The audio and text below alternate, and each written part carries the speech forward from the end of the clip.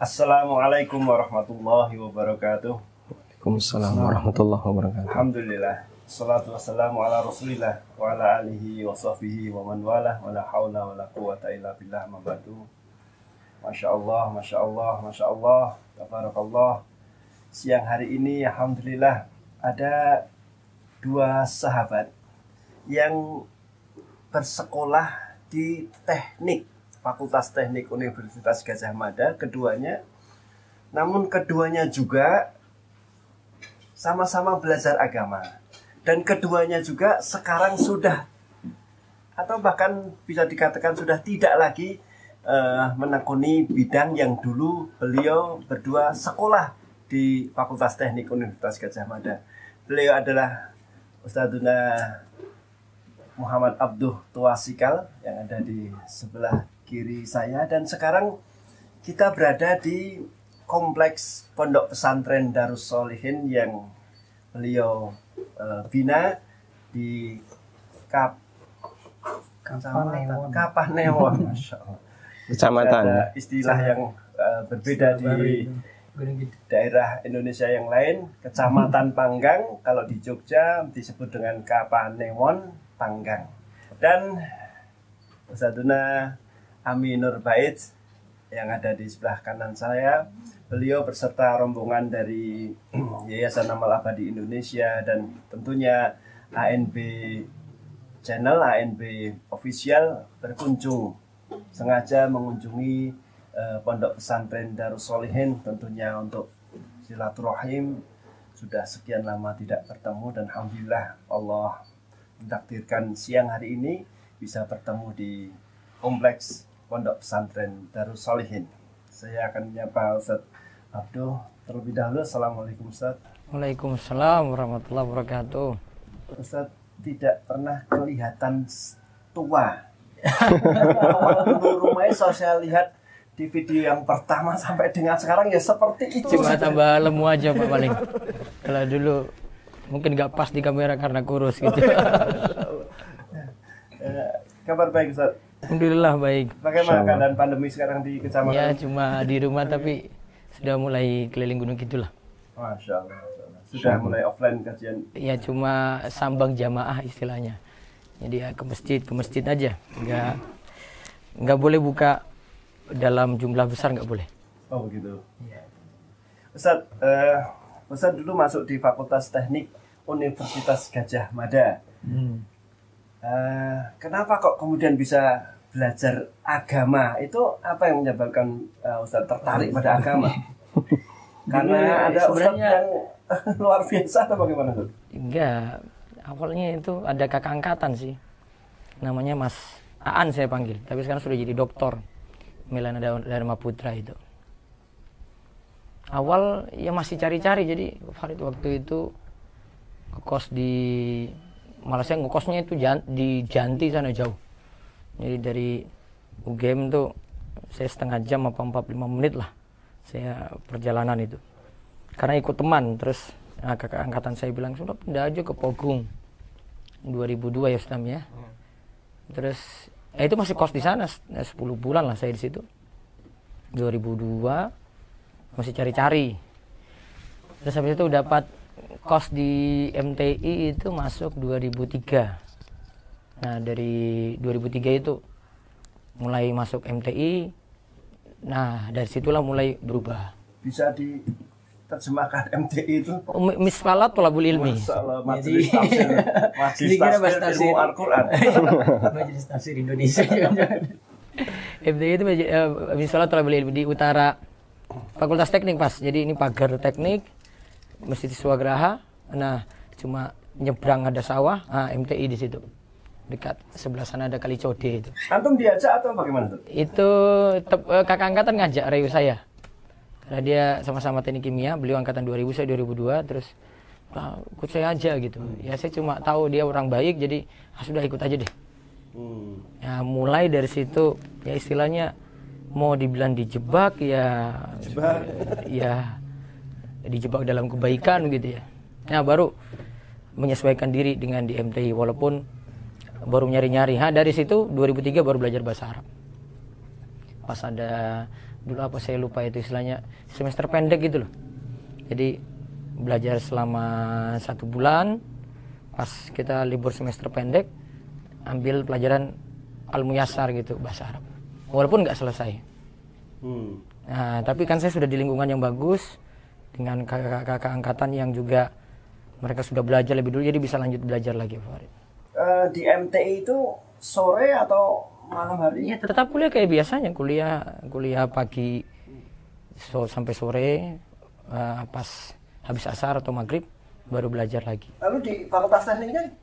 Ya sama lah, apa Anak-anak kuliah ya biasa aja. ya yang penting pintar bagi waktu aja, bagi waktu artinya pagi mau apa, sore kan sebenarnya banyak nganggur, cuma tugas-tugas aja bisa lah itu diatur. Di samping juga memang ada kakak angkatan yang banyak motivasi juga gitu. Dulu ada Ustadz Firanda tapi saya nggak ketemu, ada kakak angkatan saya Ustadz Fauzan. Nah itu yang banyak motivasi juga. Berarti Ustadz Fauzan pada waktu itu menjadi Ustadz di MTI, mengajar di MTI. Beliau dulu istilahnya kan sekarang YPIA ya, dulu LBIA ya. LBIA itu lembaga bimbingan Islam atau bahasa Arab ya. Itu beliau yang tanggung jawab pembelajaran di wisma-wisma. Nah, beliau bentuk program dan kebetulan kan beliau kakak angkatan saya, angkatan 99. Mas Milana tadi 2000. Nah, jadi saya 2002 gitu. Ustadz Firanda itu yang seangkatan dengan Mas Fauzan tadi. Ustadz Fauzan. Nah, dari situ saya ikut programnya. Nah, mulai belajar ya dari 2003 lah kalau mau dibilang, yang 2002-2003 itu 2002-2003 masih tahap pencarian. Jadi masuk majelis mana-mana gitu. Saya di Masjid Kampus UGM, wah ini bagus nih. Saya di Muslah Teknik, wah ini bagus nih. Saya ke Masjid Pogung Raya. Pas di situ bahas apa ya, khilafah begitu. Saya semangat lagi gitu. Wah, ini betul ini kayak begini ya. Masih betul-betul aja. Belum tahu kan karena gak ada yang bimbing. Alhamdulillah di Wisma kita terbimbing di situ. Baik, kita nanti akan mendalami tentang apa yang dilakukan di Wisma. Beralih ke Ustadz Ami. Ustadz, adakah dulu atau tahun berapa antum bisa sekelas dengan Ustadz Abduh di pelajaran ilmu agama? Di pelajaran agama, bukan di pelajaran Fakultas Teknik. Kita ketemu di majelisnya Ustadz Aris tahun berapa ya? Ya akhir-akhir mau lulus ya. 2004 ya kayaknya, 2004. Lebih kayaknya, mungkin sekitar 2005. Enggak, di masjid, kan masjidnya Taruna di bawah itu loh. Ya. Kita apa dulu usul fikih awal-awal itu. Syarah Waraqat, Syekh Fauzan. Sebelumnya. Usul fikihnya Ibnu Hazm. Usul fikihnya Ibnu Hazm. Tahun 2005. Enggak, 2004 gitu. Nah, sebelumnya di basement. Antum apakah juga di MTI? Oh, saya tidak di MTI. Jadi kalau saya di Taruna, dan disitulah saya ketemu Ustadz Aris.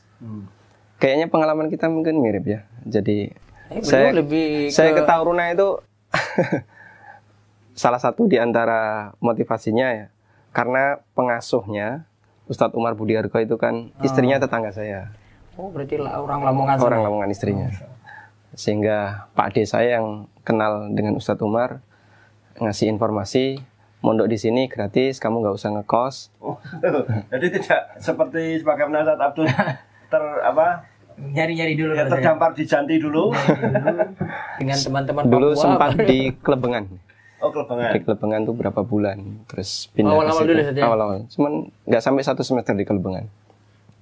Terus pindah ke Taruna, dan awalnya kajian bersama guru kita Ustadz Aris Munandar itu sangat berat bagi saya. Karena langsung baca kitab. Tiap malam dari jam 8 sampai setengah 10. Nggak pernah libur kecuali satu kayaknya, malam Rebu. Karena ada kajian di Al-Hasanah. Dan langsung baca kitab. Saya dulu ya cuman mustami aja.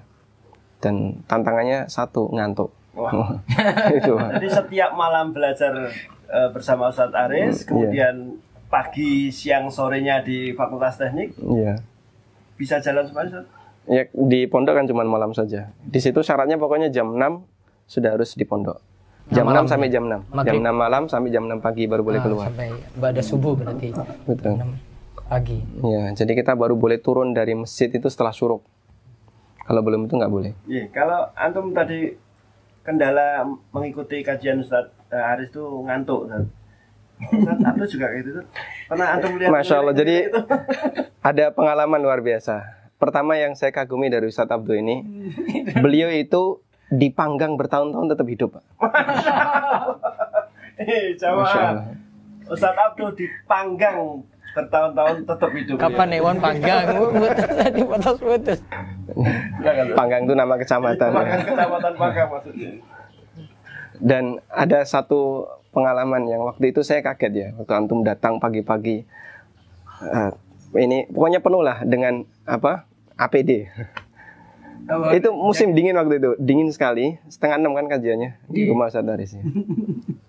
5:30 beliau datang sebelum kajian mau. Loh, antum udah sampai sini.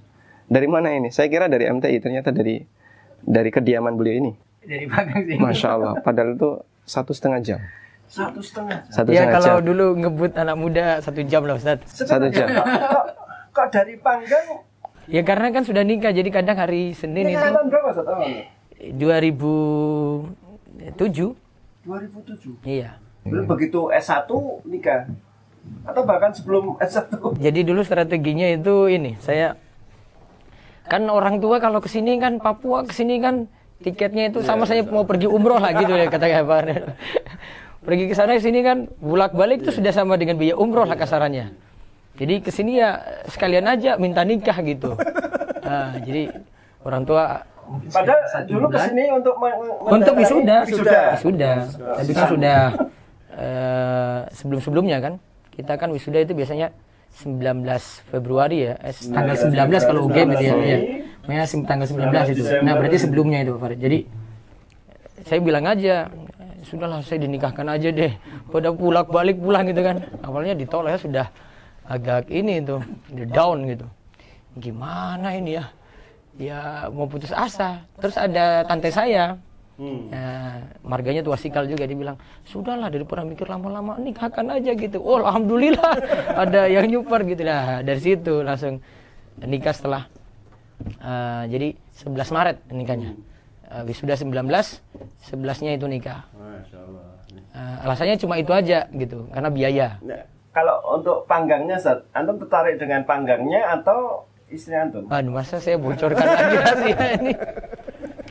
Ini berkah dari KKN. Berkah dari KKN. Tapi nggak tahu KKN di mana dulu. Saya di Watu Adek, daerah dekat Turi, Sleman Utara. Turi. Oh dulu sama ini Ustadz Amrullah ya. Betul. Mereka kelompoknya beda. Saya waktu itu sendiri. Tapi kayaknya saya KKN duluan itu. Ini mereka buat kelompok sendiri, dapat tematik. Saya enggak, saya sendiri gitu. Jadi saya nggak ada teman-teman. Antum dapat KKN kan penentuannya dari UGM kalau saya. tidak milih dulu. Nggak bisa milih lokasi. Saya cuma berdoa waktu itu, saya cuma berdoa, ya Allah jangan di Gunung Kidul lah pokoknya. Jangan di Gunung Kidul gitu doa saya. Berarti kalau antum KKN misalnya di daerah Turi, istrinya orang Turi. Mungkin juga. Jadi sudah ini, kalau pas pengumuman itu sudah panik gitu. Pokoknya jangan di Gunung Kidul deh, pokoknya tempat lain aja deh. Ya qadarullah ya sudah Gunung Kidul. Ya sudah down lagi itu. Dan Gunung Kidul pun Panggang itu panggang lagi, keringnya lagi gitu. Ada sudah jelas nggak mandi 1 minggu itu. Iya benar, malah nggak mandi 1 minggu. Dapatnya di sebelah ini satu desa tapi beda dusun. Jadi sini dusun Wara, sebelah sana balik gunung lagi. Dusun Kerambil namanya. Dulu ketika KKN di sini punya bayangan nggak ada tinggal di sini tuh. Lalu gimana bisa tiba-tiba? Ya karena tertarik aja dengan ada gadis desa, pokoknya nanti saya nikahin deh, gitu aja deh. Akhirnya bisa nikah. Nah dari situ setelah 11 Maret itu ya terpaksa dari sini kan berangkatnya, terutama hari Senin ya. Karena hari yang lainnya kan saya masih, sebenarnya saya dulu S2, ambil S2 di UGM. Tapi saya putus, saya nggak lanjut gitu karena masalah biaya. Terus Mas Milana yang tadi yang ngajak saya ke MTI itu, dia bilang sudah ke Saudi aja kamu. Padahal dia kira saya sudah selesai S2 gitu. Kamu lanjut S3 aja, karena dia S3 juga. S3 aja gitu. Oh tunggu Mas, wah ini kayaknya saya nggak selesai di sini ini, biayanya nggak cukup ini paling ini. Nah, saya berhenti aja sih, saya daftar di situ. Nah saat itu saya masih S2 di UGM sebelum saya putuskan ini. Ya, selama itu saya masih ngaji sama Ustadz Aris. 2007 2010 lah. Ustaz, untuk S2-nya nanti Ustaz. Ini kita di Ustaz Aris dulu nih, Ustaz Aris dulu. Waktu kajian bersama Ustaz Aris itu ada ujian nggak? Nggak ada. Cuma ada ganti kitab aja. Paling ditanya kalau pertemuan berikutnya. Tapi kalau yang malam ditanya. Kalau yang malam, kalau pagi enggak? Yang malam ditanya. Pagi itu konsen usul fikih, qawaid fikih. Dulu bergantian. Kitab Ibnu Qayyim, Ibnu Taimiyah itu aja. Jadi sudah selesai, baru ganti kitab baru. Tapi ya tergantung ini juga ya, ada yang istiqomah sampai akhir, ada yang ya awal-awal aja panas-panas tai ayam gitu. Mungkin dia takmir masjid kok. Mungkin kajian malam Ustaz ya. Saya nggak ada mungkin ya. Gimana? Pas kajian malam mungkin. Nah, kalau kajian malam kan saya nggak ikut. Kalau kajian malam Ustaz Aris kan saya ikut yang beliau keliling. Yang pada maghrib sampai isya itu loh. Kalau di Al-Hidayah Purwosari itu saya ikut Senin. Yang sampai takmirnya hafal laptop saya hilang gitu. Kalau ke situ pasti mereka ingat laptop saya gitu. Sama hari apa lagi ya? Mungkin kalau beliau pas ngisi malam saya biasa ikut. Jadi nggak tahu kalau kajian Ustaz Ami pas malam nggak tahu. Kalau pagi baru ketemu. Pernah di dukani Ustaz Aris. Biar jamaahnya Ustaz Ami juga tahu bahwa Ustaz Ami pun pernah dimarahi guru. Karena beliau lebih dekat ke Ustaz Aris ini karena di Taruna soalnya sering ketemu. Jadi kita kan satu kamar ya dulu. Ya guru tapi seperti teman satu pondok. Sehingga keakraban kita luar biasa. Saya anggap beliau seperti orang tua di Jogja. Karena beliau lah yang ya dengan wasilah beliau saya bisa membaca buku gitu ya. Ya sempat dulu ada karena kenakalan saya jadi beliau memboikot kalau bahasa nggak boleh ikut kajian 3 hari kalau nggak salah 3 hari dan syarat baru boleh masuk buat artikel terus presentasi buat tulisan presentasi. Boleh diceritakan sebabnya itu apa dulu sebabnya ya. Wah, kayaknya sudah lupa. Oh, enggak ngambil sandalnya Ustaz Aris. Oh, bukan. Cuman karena jadi di luar rumah Ustaz Aris itu kan ya sama seperti rumah pada umumnya ada lampu ya. Jadi saya nggak boleh kajian, tapi saya dengerin di luar. Di luar. Alhamdulillah karena ada jendela, jadi suara masih terdengar sampai luar. Dulu sempat saya bolos ya beberapa kali, mungkin karena pulang mungkin mudik. Terus saya pinjam catatannya Ustaz Abdul. Kayaknya buku Iqtidha ya. Tebal itu. Ya. Itu kajian yang paling tebal. 2 jilid jadi 1. Iqtidha Shiratal Mustaqim. 900-an halaman ada ya. Wah, itu kayak sampai rampung gitu. Jadi di buku beliau itu, jadi saya melihat beliau itu sangat semangat untuk nulis. Jadi saya pinjem untuk saya kutip catatan-catatannya. Beliau kasih lingkaran, jadikan tulisan. Ada catatan yang Ustaz Aris ngasih faedah, kasih faedah apa dicatat. Terus beliau lingkari, jadikan tulisan. Tapi sampai sekarang beliau banyak menulis faedah. Penulisnya luar biasa. Berarti memang sejak dulu talent beliau di situ. Dulu itu karena apa ya? Ya nyetor buletin sebenarnya. Kan dulu buletin at-tauhid saya tanggung jawab naskah. Jadi biasa bawa dari teman-teman, Ustaz ini tolong dikoreksi. Termasuk tulisan saya juga, Ustaz tolong koreksi. Jadi ya bukan itu saja sih sebenarnya, cuma ya ada faedah-faedah saya tulis ulang lagi gitu aja. Tapi awalnya itu dia karena disuruh tulis buletin at-tauhid, kalau enggak suruh nulis di Muslim. Ya pokoknya saya nulis terus habis itu Muslim or Id. Habis itu minta beliau koreksi. Kadang itu yang sering buat saya repot sebenarnya. Beliau itu minta yang tinggi-tinggi gitu. Kamu buka link ini. Tulisan di sini. Buat sendiri tulisan gitu. Yang paling itu yang masih saya pegang tulisannya. Terus sekarang itu yang tentang pemilu gitu, boleh coblos atau tidak. Nah itu sebenarnya tulisan dari beliau. Saya rangkai foto-fatwa, cari terus saya rangkaikan jadi satu gitu ya. Nah itu dari beliau itu suruh kamu cari fatwa di syekh ini di internet. Ya baru saya jadikan satu. Ada ininya, e-booknya, cuma e-book aja. Jadi beliau kemana-mana selalu bawa laptop. Saya pernah angkat tasnya beliau itu berat sekali. Cuman Masya Allah ini, ya tadi ya, sebelum segemuk sekarang, rajin fitness beliau itu. Kemana-mana tasnya itu berat sekali Pak. Masya Allah. Ustadz Ami lulus S1 Fakultas Teknik Nuklir dan pernah jadi asisten dosen. Dari asisten lab atau apa itu kan? Instruktur lab. Instruktur lab. Kenapa tidak jadi dosen? Iya, jadi saya dan Ustadz Abdo dulu waktu wisuda itu jajar. Kita ketemu waktu wisuda. Cuman beliau sudah punya istri. Belum. Itu mau rencana nikah. Cuman beliau sudah punya calon, saya belum. Karena daftar di mana-mana ditolak itu. Jadi ya dulu instruktur lab tuh kontrak dulu ya, kontrak dan memang semester berarti itu ya? Per semester. Per semester. Dan memang untuk jadi dosen ya harus nambah tingkatan ya, S2 dan seterusnya. Saya dulu memang termasuk gaptek ya, dan gap informasi itu jarang. Teman-teman tuh update, ada lowongan kerja di sini ada. Saya dulu kan nggak kepikiran kayak gitu Pak. Jadi kayaknya cita-citanya nggak usah terlalu jauh lah, guru gitu aja. Dan setelah jadi asisten atau lab tadi itu, kemudian ada di UFIT atau gimana tuh? Di UFIT setelah ada Medio itu, terus saya fokus di Medio. Waktu semester 1 di Medio saya masih instruktur lab dan tidak tabrakan karena Medio kan kuliahnya malam. Oh berarti setelah S1 itu ya? Ya sudah lulus. Ya. Jadi saya nge-lab pagi, bantu teman-teman yang skripsi. Ada angkatan yang sudah 10 tahun kuliah nggak lulus. Nah dibantu. Karena termasuk yang boleh masuk lab kan instruktur.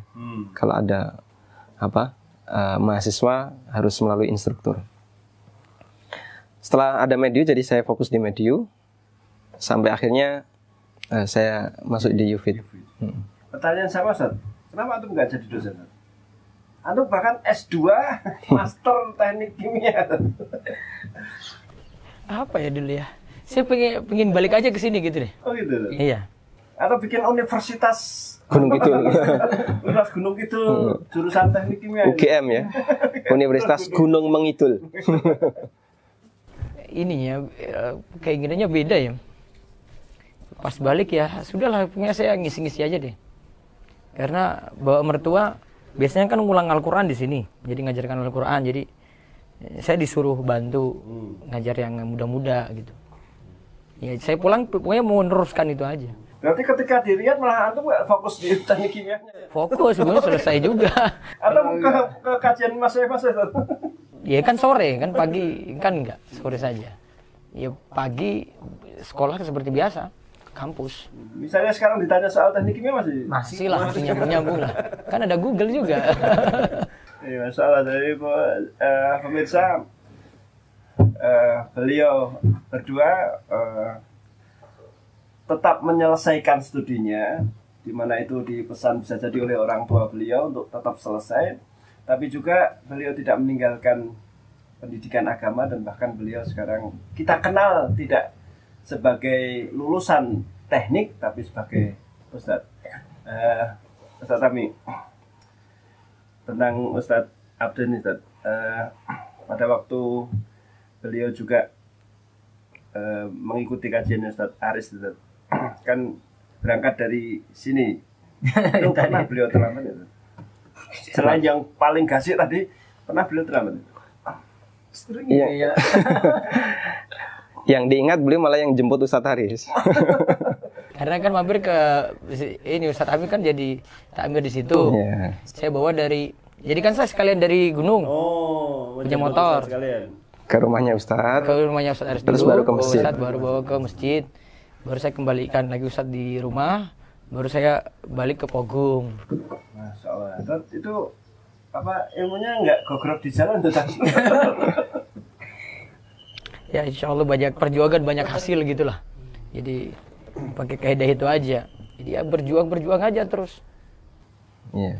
Baik, Ustaz Abdul, ini kayaknya sudah pada tahu antum ambil S3 di pendidikan tuh. Itu kira-kira antum pinginnya apa pendidikan gitu? agamanya ya, di sini perkembangannya gimana? Biar kita dapat bocoran tuh. Nanti jadi pesantren modern. Enggak sih, sebenarnya pinginnya itu saya awalnya ambil itu untuk menyalurkan.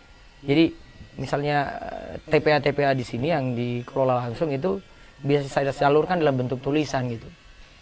Kan kalau di S3 kan kita bisa mengolah karya tulis orang lain, kita bandingkan dengan di sini. Jadi di sini untuk perkembangan juga kita bandingkan ini apa sudah ada ya, apa yang kurang di sini ya. Nah, itu kan bisa dibandingkan dengan melihat penelitian lain, terutama penelitian yang terkini gitu. Nah, nanti mau disalurkan ke sini gitu. Sebenarnya mau majukan sini gitu. Nah, mumpung ada peluang masuk ya, ada buka pendaftaran, nah sudah saya coba aja gitu. Alhamdulillah kebetulan UN-nya itu kemarin tidak terlalu banyak yang daftar karena pandemi. Setahun sebelumnya itu sudah berapa 249 kalau nggak salah yang daftar. Masih seleksi gitu. Ini nggak diseleksi karena sedikit yang daftar gitu ya. Alhamdulillah kebetulan masuk gitu. Ya sudah ini diterima. Karena nanti di UNJ malah yang memberi kajian tuh. Tidak mendapat tidak kuliah S3 malah atau yang memberi kajian. Iya, ini tetap belajar Farid, tetap belajar. Terutama gaya ininya ya, cara penelitiannya tadi bisa kaji lembaga lain, bisa ini. Masih tahap penelitian belum nulis. Baru pelajari saja. Boleh ada bocoran kira-kira perkembangan nantinya Darussalam ini Mas? Ada Ya tetap di sini SD atau sekolah. Jadi tadi yang Pak Farid sebut awal itu di sini bukan pondok pesantren. Jadi memang sini untuk pengurusan TPA saja untuk masyarakat. Kita belum bangun sekolah belum. Rencana ke depan nanti ada gedung baru sebelah sana itu untuk gedung TPA baru. Ketika gedung ini sudah ada baru nanti kita buka pondok, nanti minta izin ke Kemenag. SD tingkat SD atau? Sepertinya ini aja untuk pondok. Jadi ada beberapa sistem seperti saya lihat di Muhammadiyah itu. Jadi mereka boarding, tapi anak-anak sekolah seperti biasa di sekolah umum. Nanti ada kerjasama, pondoknya sendiri jalan gitu. Kayak Ustadz Amin tadi yang pagi itu di Taruna itu, kayak gitulah mirip-mirip. Jadi pagi ada sekolah sendiri nih, pendidikan pondok ya. Nah, pas jam 7 sampai sore sekolah biasa. Nah, setelah itu belajar agama lagi gitu. Itu beberapa sekolah di sini bisa terapkan gitu. Nah, itu kayaknya yang di sini nanti terapkan seperti itu. Taruna ada juga yang itu di Ashifa dulu ya. Ashifa ya. Dibantu. Ya bisa dikembangkan seperti Darussalam. Insya Allah semoga Allah mudahkan dan kita punya harapan bisa ngasih manfaat untuk masyarakat sekitar terutama dan juga teman-teman yang ada di sekitar Jogja. Jadi memang arah kita lembaga pendidikan dasar dan menengah. Semoga Allah mudahkan ya. Amin.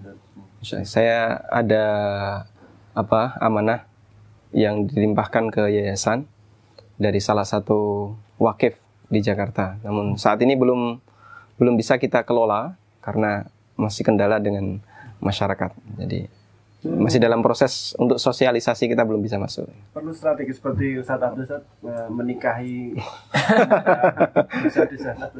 Itu carikan kru yang masih bujang.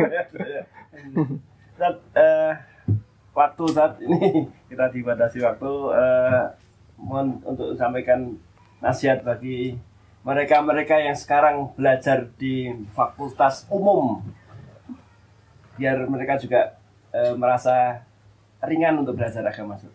Ya, kuncinya sih pintar manage waktu saja sebenarnya. Mahasiswa itu sebenarnya banyak waktunya terbuang gitu. Ada waktu-waktu yang bisa mereka pakai untuk belajar agama tapi dipakai untuk hal yang lain yang masih bisa ditunda gitu loh. Jadi kalau mau belajar serius, mau dalami agama ya sebaiknya fokus gitu. Ya mungkin liburan-liburan dikurangi dulu. Nantilah kapan-kapan libur setelah lulus, nah itu baru bisa seriusi gitu ya. Kuncinya bagi waktu dengan baik ketika lagi kuliah saja. Kalau sudah fokus, insya Allah dapat, dunianya dapat, ya, agamanya juga tentu tidak ketinggalan. Yang terakhir dari Ustaz Ami, seberapa urgent mahasiswa sekarang itu untuk belajar agama? Tidak hanya berlaku bagi sekarang ya, termasuk juga sejak masa silam. Karena kita semuanya butuh ilmu agama. Dan kita bisa perhatikan sebenarnya mahasiswa yang mengikuti beberapa kegiatan keagamaan, nampaknya mereka lebih tertib dari sisi kuliahnya, juga tertib dari sisi kegiatan yang lain. Saya tetangga yang satu kampung yang kuliah di Jogja juga kadang main ke sana, dan Masya Allah ya, saya sangat jauh perbandingannya kalau saya lihat ya. Jadi kadang dia nggak kuliah, malas-malasan. Ya karena mungkin faktor apa ya, lingkungan, faktor teman. Malam bergadang, ya entah dengan kegiatan nggak jelas. Akhirnya kadang kuliahnya malah nggak karuan. Tapi saya lihat teman-teman di MTI ya, rata-rata selesai dengan rapi, bagus.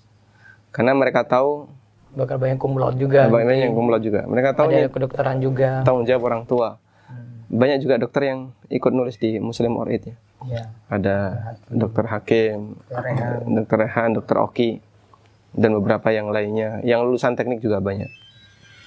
Dan jangan lupa untuk memohon bimbingan kepada Allah, karena ilmu itu dari Allah. Dan keberkahan ilmu juga datang dari Allah. Jadi seperti Ustadz Abdul, ini Masya Allah ya, Allah jadikan beliau Abdul Mubarak, hamba yang banyak memberikan kebaikan bagi lingkungan. Sehingga tadi sempat salah satu kru ANB tanya ke apa? Di mana tadi? Tanya ke ini ya, drivernya base-nya. Gimana setelah ada pondok? Masya Allah, kami ikut pondok apa? Sejahtera. Jadi uripe kepenak, nyaman. Nah itu salah satu di antara pengaruh sisi dunia. Kadang orang awam kan jawabnya pakai sisi dunia. Belum lagi pengaruh dari sisi agama. Insyaallah. Walhamdulillah. Alhamdulillah. Tadi Ustaz, saya sempat mengamati 2 supir bis tadi. Yang bis kecil itu ya? Iya, bis kecil tadi. Karena pemirsa, bis yang mengangkat berangkat dari Jogja sampai ke sini, tim ANB itu sempat mogok di jalan. Kemudian dari Darussolihin menjemput kita dengan 2 bis, dan supirnya keduanya tidak isbal. Masya Allah. Biasa. Ini baru kali ini kita lihat supir tidak isbal. Ustaz, jazakumullah khairan atas ilmunya, atas pengalamannya di siang hari ini. Dan pemirsa, pengalaman beliau berdua semoga bisa menjadi pecutan, apa bahasa Indonesia pecutan? Cambukan bagi terutama para pemuda, pelajar, mahasiswa untuk bisa paralel belajar ilmu umum juga ilmu agama. Karena sebagaimana disampaikan Ustaz Ami tadi, seseorang yang belajar ilmu umum dibarengi dengan ilmu agama malah bisa meningkatkan kinerja, jadi waktunya jadi optimal. Banyak yang cum laude, banyak kemudian dia rajin, dia tepat waktu dan sebagainya. Maka semoga kita bisa ambil hikmah dari pertemuan di siang hari ini, dan semoga Allah meneguhkan hati kita terus di jalannya, kita dimudahkan Allah untuk belajar ilmu agama, dan semoga kita diwafatkan dalam ketaatan. Amin. Wabillahi taufiq wal hidayah. Wassallallahu ala nabiyina Muhammadin wa ala alihi wa sahbihi ajma'in. Alhamdulillahirabbil alamin. Assalamualaikum warahmatullahi wabarakatuh. Waalaikumsalam warahmatullahi